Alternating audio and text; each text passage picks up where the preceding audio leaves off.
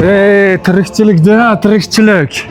Munchalar ham qiyin ekan erkak kishini birovning oldiga sarg'ayib borishi. Assalomu alaykum aka, hormang. Keling aka.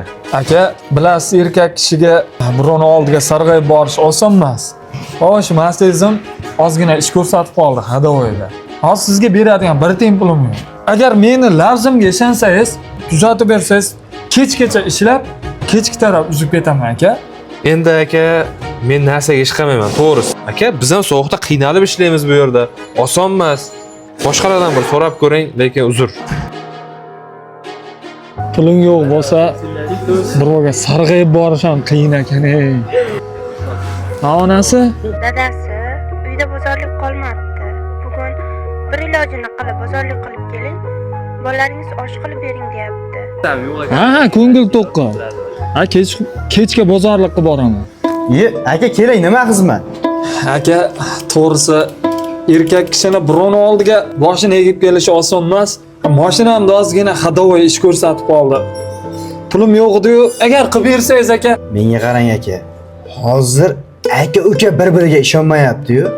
Men sizga qaydan ishonaman? Sizdaqa boshimni qotiradigan ko'p. Vaqtim domang. Uzr aka, vaqtingiz zolim. Ismoilxon, hormang. Ana odam nima qilib yuribdi? Aqabaga kirib chiqib yuribdi. Siz ham oldingizga kirdi. Mashinasiga zapchast topa olmayapti ekanmi? Usta ko'rmaysizmi? Firibgarlikni yangi yo'li.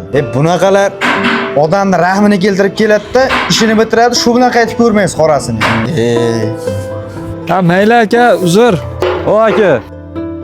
Siz, aka nima qilib yuribsiz? Nima xizmat? Kelingchi. Aka, to'g'risi kirmagan istoxonam bittasi qoldi. Mashinamda ozgina hadovoy ish ko'rsatib qoldi aka. Ammo pulim yo'q aka. Kechgacha ishlab, kechqurun uzib ketaman aka. Ko'rib bering, tirikchiligim shunday aka. Bo'ldi aka, muammosi yo'q. Hammamiz ham tirikchilikda ko'chaga chiqamiz. Olib kiring, ko'rib beraman.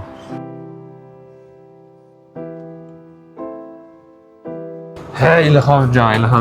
Hali ham yosh ekansan-da, hali ham go'l ekansan. Oddiy firibgar bilan bir bechora odamni ajratilmaydigan darajada go'lmisan-ku? Ko'rmayapsan, peshonasiga mashina deb yozib qo'y. Aka, men erkak kishining lafziga ishonaman. Bir paytlar dadam aytganlar, qo'shnimiz muhtojligidan bizga pul so'rab chiqardi. Dadam jahlim chiqqanda ko'rib aytgandilar. O'g'lim, erkak kishi qachon boshini egadi, bilasanmi? Oilasi, bola chaqasi och o'tirganini ko'rsagina boshini egishga majbur bo'ladi. Qolgan payt hech qachon boshini egmaydi.